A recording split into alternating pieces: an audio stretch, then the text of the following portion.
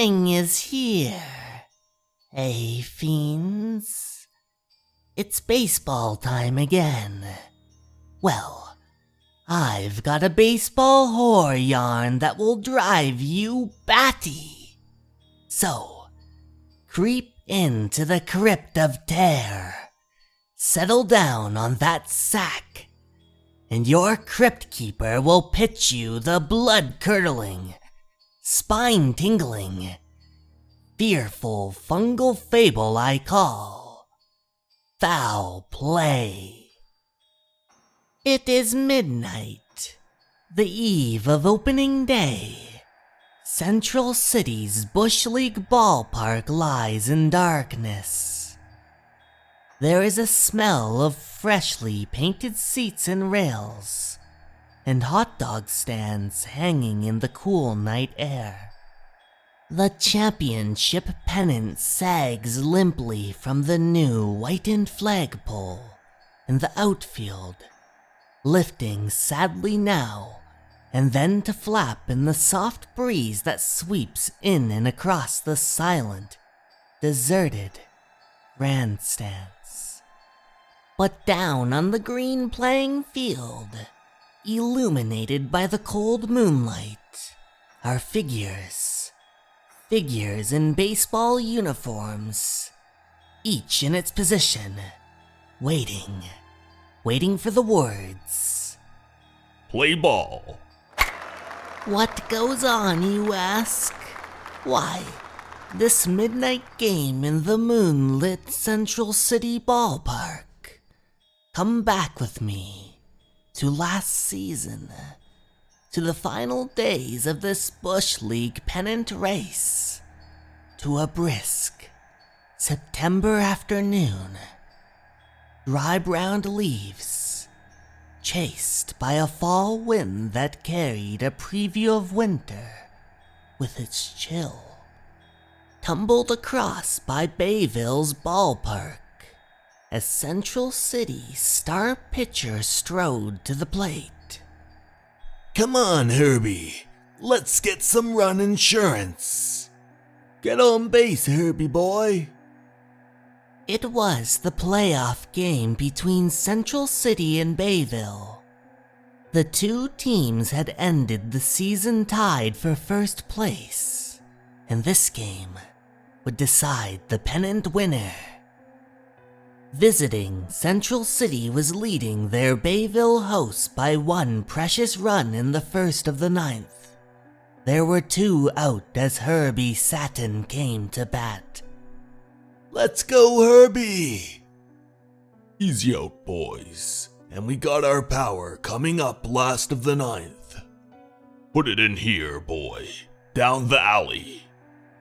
Bayville's hurler wound up. Big Herbie watched as the pitch came streaming in. Look out, Herbie! The pitch was inside. Herbie moved toward it, then turned away. The ball struck his elbow. Take your base. What? You're crazy. He did it deliberately. The Bayville team crowded around the umpire, protesting his call. He didn't even try to get out of the way. It never would have hit him if he didn't lean in. The umpire just shook his head. His decision stood. Herbie trotted down to first, and Central City's leadoff man came to the plate.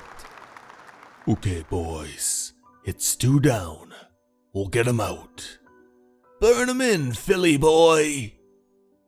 Bayville's pitcher, Phil Brady, wound up.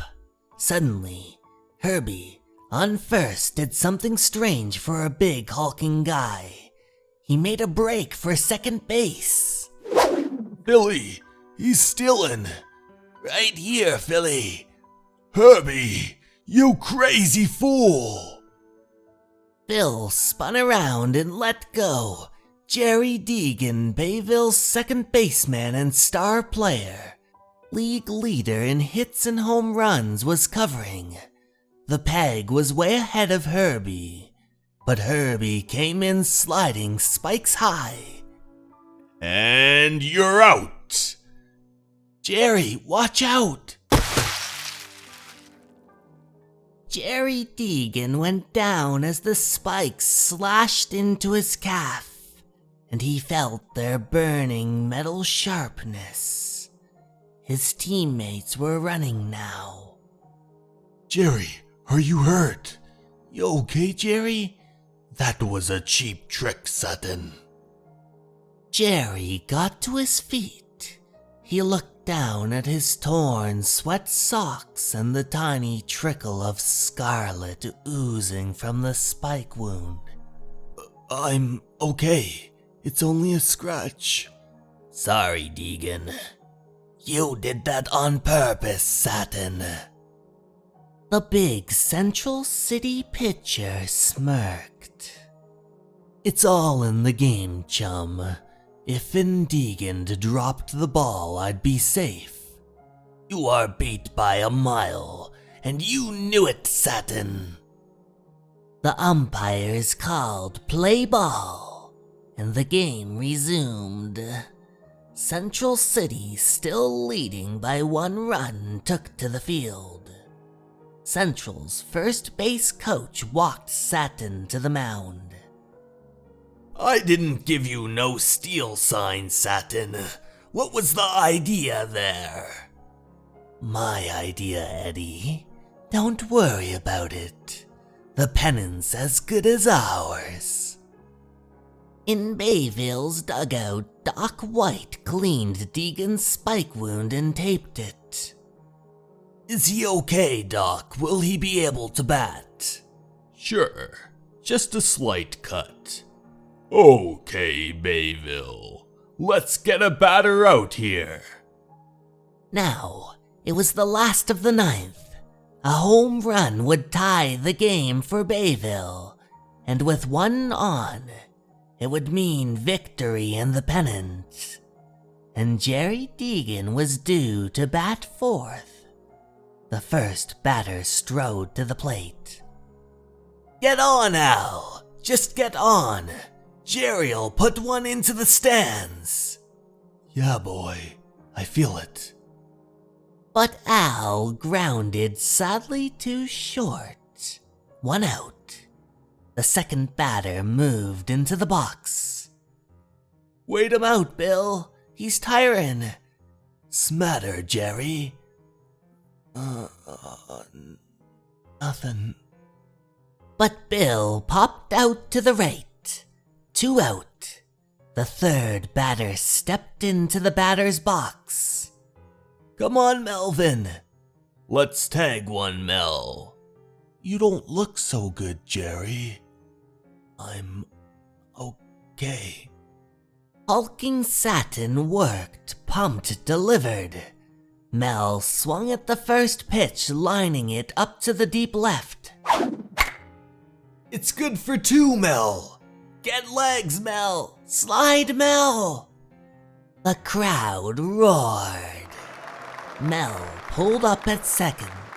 In the dugout, Bayville's boys were on their feet. All but Jerry Deegan. This is it. You're through, Satin. Let's go, Jerry. Here's our chance. Jerry, you're up. Jerry's eyes were glassy. Brady shook him. Huh? You're up, Jerry. Smatter, Jerry. Jerry got to his feet, slowly. The dugout steps reeled as he stumbled up. I'm okay. Just felt a little dizzy. Blast one into the bleachers, Jerry.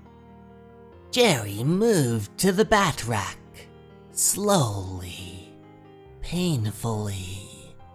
He squinted hard, searching. Something's wrong with him. He can't even find his bat. Let's go, batter.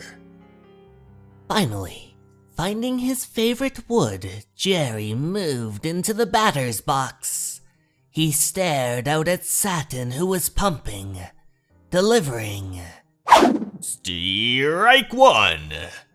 Attaboy, Herbie. Come on, Jerry! Jerry hadn't even seen the pitch speed past him. The second pitch was slow, straight down the middle, real home run meat. Jerry seemed to sense it and swung wildly. Strike two! Something's wrong with him. I tell you, he missed it by a mile. To Jerry, it was getting dark. He could hardly make out Satin's uniform as he pumped. Then, he slumped to the ground as Satin's pitch went by. Strike three, you're out! Hey, he's fainted. The ball game was over. Central City had won the championship. Doc White rushed to Deegan's side as the rest of the Bayville team crowded around. He's dead. The park was empty now. Bayville's broken-hearted fans had filed silently out. In the dressing room, Jerry Deegan's body lay on the rub-down table. Doc White bent over him. It must have been his heart. Poor Deegan. He was the joke, the greatest. Then, Doc White's face blanched. He got busy with needles and bottles and rubber tubes. Deegan's teammates watched silently. Finally, the doc spoke. His voice was husky, grim. It wasn't his heart. Boys, Jerry was poisoned. This is murder. What? You sure, Doc? Positive. He died from a quick-acting poison which, once it enters your bloodstream, kills you within 15 minutes. But Jerry was on the field 15 minutes before he died. Sure, good lord. For a moment, it was so quiet in the Bayville's dressing room. You could hear even a pin drop. Then, Satin, Herbie Satin. He knew that if Jerry came up in the ninth, it would mean the game. That crazy move, that steal, he had no chance to make it. Satin spiked Jerry deliberately, murdered him with poisoned spikes. the visiting team locker room was deserted. Central City's boys, including Satin, had gone. Only the trainer was left, emptying the lockers and packing the equipment away. Which locker did Herbie Satin use, Mo? that one. His stuff's still in it. While the other players kept Mo the trainer busy, Doc White made a fast check on Satin's spikes. Later, back at the Bayville dressing room. There's no doubt about it. Satin's our murderer. Traces of the poison are still on his spikes. This is a job for the police. No, wait. Let's take care of him ourselves. Our way. Yes, fiends. Herbie Satin had so wanted to win the pennant. Not for Central City, but for his own fat ego that at the beginning of the ninth, while his team was at bat, he painted his spikes with this fast-acting poison. He'd carried the poison with him for just such an occasion. Getting hit with the pitch was easy, the slide easier, and then the job was done. And all last winter Herbie thought he'd gotten away with it. He'd pitched his team to victory in the pennant. He'd be declared a hero. Soon, it would be the big leagues for him. Soon, he'd be famous. He'd have a name immortalized in the annals of baseball. That's why, on the day before opening day, when the letter had arrived, he fell for the invitation. It read, "Dear Mr. Satin, we are a group of your most avid followers. It is our plan to place in Central City Ballpark a plaque carrying your name to honor you and your achievements in baseball. Please meet us tonight at 11 p.m. at the field to help decide upon the wording and placement of said tablet.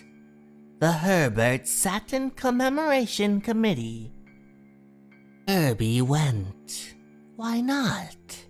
This was what he wanted above all else. This was what he'd murdered for. Honor. Prestige. At 11 p.m., he was in the deserted ballpark on the moonlit field, waiting. Hello, Herbie. What the? Brady? Doc White? The Bayville team? What's this all about? So now you know, fiends.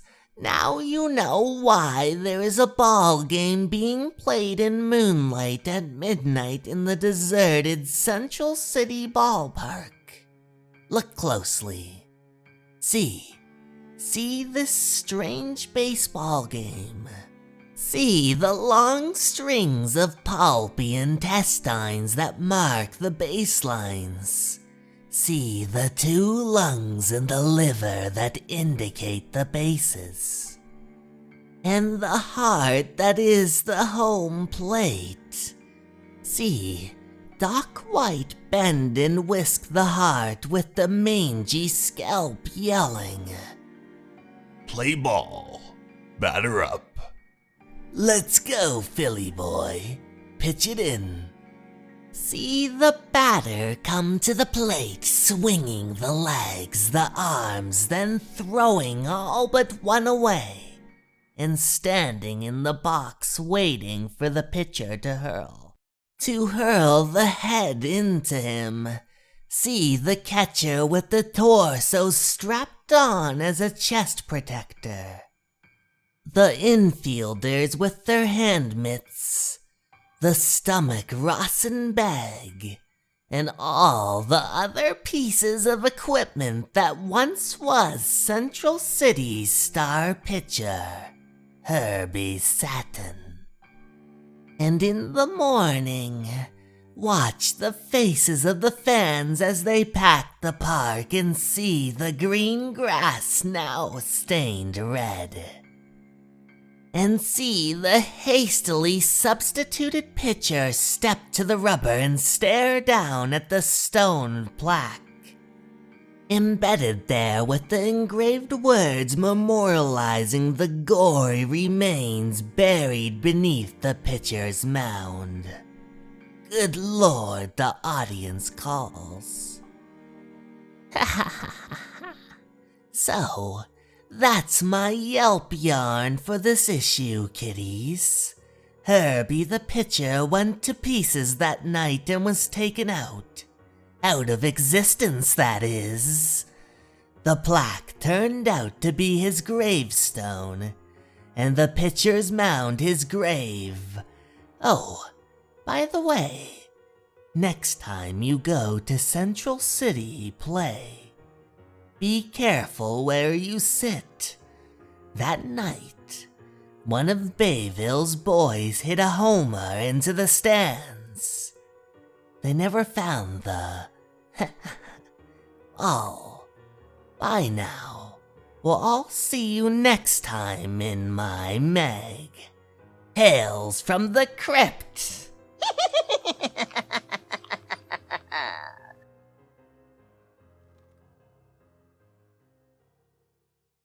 Hey everyone, thank you so much for watching. I'd like to give a special thanks to my Patreons, Sarah DeJesus and Motosurf. I hope you enjoyed the video, and remember, you're important and you matter. Have a good night, everyone. Goodbye.